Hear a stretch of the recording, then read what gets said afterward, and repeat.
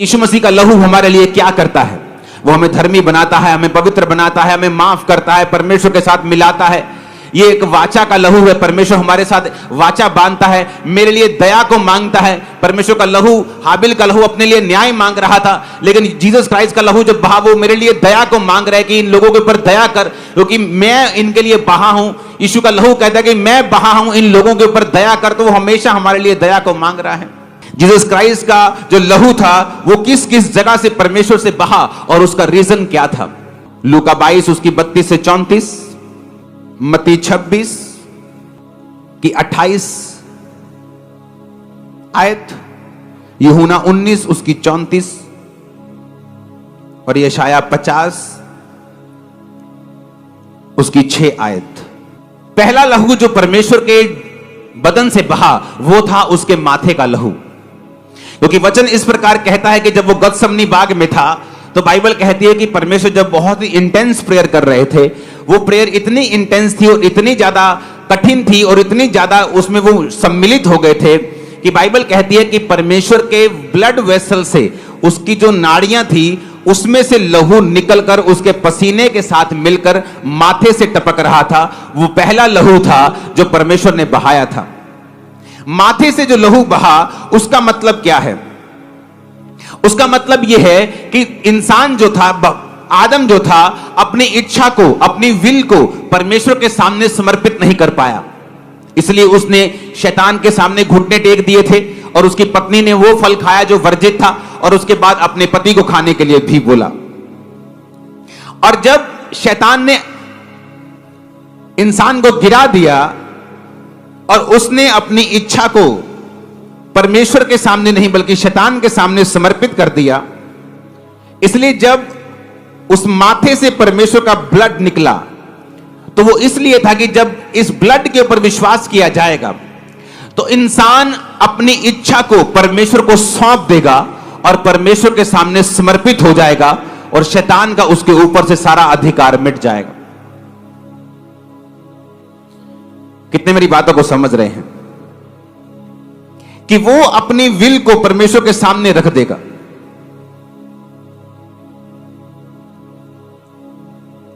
दूसरा लहू जो परमेश्वर के फेस से निकला, यशाया 50 उसकी 6 आयत में लिखा है, मैंने मारने वालों को अपनी पीठ, गलमोछ नोचने वालों को यानी दाढ़ी नोचने वालों को अपने गाल दिए, अपमानित होने और थूकने से मैंने अपना मुंह नहीं छुपाया।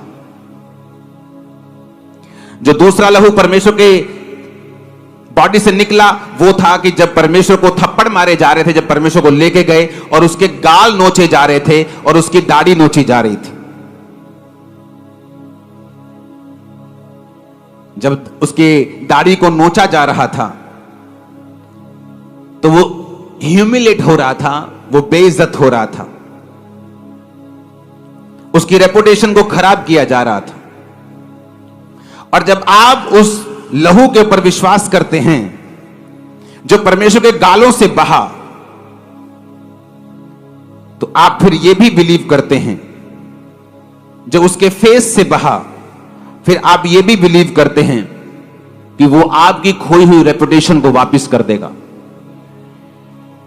आपकी कर्जे ने रेपुटेशन खराब कर दी, आपकी पास्ट लाइफ ने आपकी रेपुटेशन खराब कर दी, आपका नाम खराब कर दिया, आपको बेइज्जत हुआ, आपकी लाइफ में बेइज्जती ही बेइज्जती रही, रिजेक्शन ही रिजेक्शन रही। जब आप जीसस क्राइस्ट के उस सीन को याद करेंगे जो यशाया 50 के 6 में लिखा है कि अपमानित होने और थूकने से उसने अपना मुंह नहीं छुपाया और गाल नोचने वालों को उसने अपने गाल दिए, ये आप लोगों के लिए था। जीसस क्राइस्ट चाहते तो एक मौत ले सकते थे, कोई आता कि यीशु मसीह के जोर से उसके पेट में तलवार को मारता और यीशु मसीह को मार देता, लेकिन यीशु मसीह का जो लहू बहा था उसका कारण था, वो माथे से बहा उसका कारण था, वो गालों से बहा उसका कारण था। बाइबल कहती है जब उसकी दाढ़ी को नोचा जा रहा था तो वचन ये कहता है कि जब दाढ़ी की बात बाइबल में आती है तो प्रीस्टहुड की बात आती है, तो याजक की बात आती है, ग्लोरी की बात आती है, तो परमेश्वर इज्जत की बात आती है। इसलिए जब दाऊद ने अपने लोगों को भेजा था कि जाकर फलाने राजे से उसका हालचाल पूछ के आओ क्योंकि उसके घर में कोई दुर्घटना हो गई थी, तो लेकिन उसके लोगों ने चुगली की, कहता नहीं नहीं ये दुर्घटना लेने के लिए नहीं आए, ये तो भेद लेने के लिए आए हैं। तो लिखा उनकी आधी आधी दाढ़ी कटवाकर, उनके कपड़े आधे आधे कटाकर उनको आधा नंगा करके वापस भेज दिया था। दाढ़ी का कटना मतलब कि जब वो उसको आधा छीलते थे तो उसका मतलब बेइज्जती होता था, और जब बियर्ड का मतलब होता है ग्लोरी, कि आपकी लाइफ की ग्लोरी खत्म कर दी शैतान ने, रेपुटेशन खत्म कर दी, आपकी पास की लाइफ की गलतियों ने आपका नाम खराब किया हुआ है। लेकिन जिस दिन आप ये समझ जाएंगे कि यीशु मसीह का लहू जो उसकी दाढ़ी नोचने पर निकला था, यीशु मसीह का लहू जो उसके गाल नोचने पर निकला था, आज मैं उस लहू को ले रहा हूं, मेरी सारी बैड रेपुटेशन खत्म हो चुकी है। अगर आप ये मान के लेंगे, आज मैंने कहा इन जीसस नेम आपकी इज्जत पीएम से भी ज्यादा होगी। मैं आपको बता रहा हूं, मैं मजाक नहीं कर रहा हूं, मैं मजाक नहीं कर रहा हूं, मैं आपको बोल रहा हूं। अगर आप बिलीव करेंगे तो। इसलिए आज जब घोषणाएं होंगी, जब ये वचन आप सुन लेंगे, उसके बाद जब घोषणाएं होंगी, आपको मालूम होगा कि मुझे किस घोषणा के नीचे इस लहू को लेना है। मेरी लाइफ में ये प्रॉब्लम है, जब मैं घोषणा करूंगा आप उस लहू को लेंगे और आप देखेंगे कि उस एरिया में आपको छुटकारा मिला है। आपकी रेपुटेशन खराब है, वो सही हो जाएगा। आपका नाम खराब है, वो सही हो जाएगा। आपको चिंता रहती है, आप अपनी मर्जी को परमेश्वर के सामने समर्पित नहीं कर पाते, आपको स्ट्रेस रहता है। आप जीसस क्राइस्ट के उस लहू को याद कीजिए जो उसके माथे से निकला था। ऊंची आवाज में हालेलुया बोलो। यीशु मसीह का वचन कहता है यशायाह 53 उसकी 5 आयत में कि उसके कोड़े खाने से हम चंगे हुए। एक लहू तब निकला जब यीशु मसीह गतसमनी बाग में थे, उसके माथे से। एक लहू तब निकला जब उसके गाल नोचे गए, उसकी दाढ़ी पटी गई। और एक लहू तब निकला जब यीशु मसीह के कोड़े मारे गए। और बाइबल कहती है जो लहू कोड़ों से निकला वो तुम्हारी चंगाई के लिए था। जो लहू माथे से निकला वो किसी और मकसद के लिए था। जो लहू दाढ़ी से निकला वो किसी और मकसद के लिए था। हालेलुया, ऊंची आवाज में हालेलुया। क्योंकि दाढ़ी आपको प्रीस्टहुड को भी, याजकपन को भी दर्शाती है। क्या करते थे याजक परमेश्वर की प्रेजेंस में रहते थे और परमेश्वर की सेवकाई करते थे। आज जिन लोगों की लाइफ में परमेश्वर की प्रेजेंस खत्म हो चुकी है और वो परमेश्वर को मिनिस्टर नहीं कर पाते, परमेश्वर की सेवकाई नहीं कर पाते, उसके सामने प्रार्थना नहीं कर पाते, अपने जीवन को बिता नहीं पाते। जब हम परमेश्वर की दाढ़ी से निकले हुए ब्लड को आज अंगीकार करके लेंगे, आप फिर से परमेश्वर की प्रेजेंस में जाने पाएंगे, आप फिर से सेवकाई करने पाएंगे। फिर से वो लूटी हुई, वो फिर से जो मरी हुई ग्लोरी शैतान ने कर दी थी, परमेश्वर उस ग्लोरी को रिस्टोर कर देगा आपकी लाइफ में। आपके बच्चों ने आपका नाम खराब हो सकता कर दिया हो, आपकी बेटी ने, आपके बेटे ने कर दिया हो, लेकिन बाइबल कहती है यीशु मसीह का लहू उस लॉस्ट रेपुटेशन को फिर से वापस करता है। जब आप परमेश्वर के ब्लड को पुकारेंगे कि खुदावन तेरा वो लहू जो तेरे गालों से निकला और दाढ़ी से निकला, जिसने मेरी रेपुटेशन के लिए निकला, आज मैं उस लहू को लेता हूं। आप देखेंगे क्या होता है। चाहे आपके बच्चे को परमेश्वर को चेंज करना पड़े, चाहे आपकी बेटी को चेंज करना पड़े, आपके पति के दिमाग को बदलना पड़े, वो करेगा और आपकी रेपुटेशन को सेम नहीं रखेगा। आज से लाइफ चेंज नहीं है, तुम ऑलरेडी बदल चुके हो ब्लेसिंग के नीचे। Hallelujah, hallelujah. इसलिए शायद 53 उसकी 5 में लिखा है, इसलिए उसी कोड़े खाने से हम चंगे हुए हैं। हमारे अपराधों के कारण वो घायल किया गया, हमारे धर्म के कामों के कारण कुचला गया, हमारी शांति के लिए उस पर ताड़ना पड़ी कि उसके कोड़े खाने से हम चंगे हो जाएं। उसके कोड़े खाने से भी ब्लड निकला, जो ब्लड उसके कोड़ों से निकला वो हमारी हीलिंग के लिए था। वो हीलिंग जो मुझे मिली, वो हीलिंग जो जलंधर के सबसे पहले डॉक्टर्स भी नहीं कर पाए थे। जलंधर के सबसे ओल्ड डॉक्टर्स, नाम है जिनका, पॉसिबल नहीं। उसके कोड़े खाने से हम चंगे हो चुके हैं। फिर एक ब्लड निकला परमेश्वर के कांटों के ताज से। परमेश्वर के जब कांटों का ताज जला गया तो बाइबल कहती है उसमें से ब्लड निकला। क्यों निकला कांटों का ताज? क्योंकि वो कांटों का ताज आपके लिए और मेरे लिए था। ताज डाला जाता है राजा को, ताज डाला जाता है जब एक राजे की राजपोशी की जाती है, जब एक राजा जीतता है ताज उसको डाला जाता है।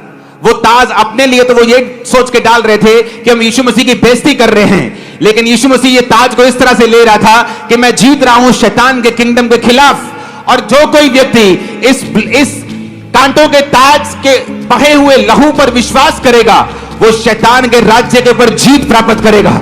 उसके घराने के ऊपर शैतान का कभी राज ना होगा, जादू टोने का कभी भी राज ना होगा।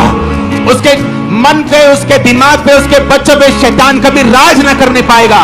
ये वो लहू था जो परमेश्वर के थ्रोन से, ये परमेश्वर के जो कांटों का ताज था उससे बहा था। परमेश्वर का लहू उससे बहा ताकि हमारा माइंड जो है वो परमेश्वर के जैसा हो जाए। हालेलुया, ऊंची आवाज से बोलो हालेलुया। फिर एक लहू बहा परमेश्वर के हाथों से। बाइबल कहती इंसान के काम गंदगी से भरे हुए थे। जब जीसस क्राइस्ट के हाथों के ऊपर वो नेल्स, वो कील मारे गए तो फिर ब्लड निकला, क्योंकि कोई भी इंसान धर्म के काम नहीं कर पा रहा था, परमेश्वर से दूर था। उस नेल से, उस कीलों से बहे हुए लहू से आज हम फिर परमेश्वर में चल सकते हैं और काम कर सकते हैं। जो लहू परमेश्वर के पांव से बहा, आज हम परमेश्वर के साथ साथ चल सकते हैं। जब हम उसके हाथों के कीलों के से बहा हुआ लहू और उसके पांवों से बहे हुए लहू पर विश्वास करते हैं, हमारी चाल सीधी हो जाती है। मान लीजिए आप जब घर जाते हैं, शैतान आप पर अटैक करता है, आपकी सोच के ऊपर अटैक करता है, आप चाहते हुए भी सीधा नहीं चल पाते। आज जब मैं घोषणा करूंगा यीशु मसीह का लहू जो पैरों से निकला और आप उसे रिसीव करेंगे, आप महसूस करेंगे कि जब आप घर में गए हैं, पवित्रताई में चलना आपके लिए इजी हो रहा है, संसारिक फीलिंग से निकलना आपके लिए आसान हो रहा है। और आमीन, मेरे को ऊंचे वाला चाहिए। हालेलुया, हालेलुया, ऊंची आवाज में हालेलुया बोलो फिर से। आमीन। एक लहू निकला परमेश्वर के बर्छी से, जो बर्छी मारी गई थी, परमेश्वर के हार्ट को, परमेश्वर के जो बर्छी मारी गई परमेश्वर के दिल तक पहुंच गई थी, इसलिए लिखा उसमें से लहू और पानी निकला था। जब उस लहू को आप देखते हैं जो परमेश्वर के हार्ट से निकला था, और वो भी एक सोल्जर ने उसको मारा था, उसी से हमें परमेश्वर का जो हार्ट था कंपैशन से भरा हुआ, वो जीसस क्राइस्ट के जन्म से पहले परमेश्वर का वो कंपैशन और दया से भरा हुआ दिल कभी प्रकट नहीं हुआ था। वो मिरेकल के रूप में प्रकट हुआ था, वो दया करता था, लेकिन जीसस क्राइस्ट के जन्म के बाद जो दया वाला एक कहते हैं ना, एक साइड परमेश्वर की नजर आई, वो पहले कभी भी नजर नहीं आई।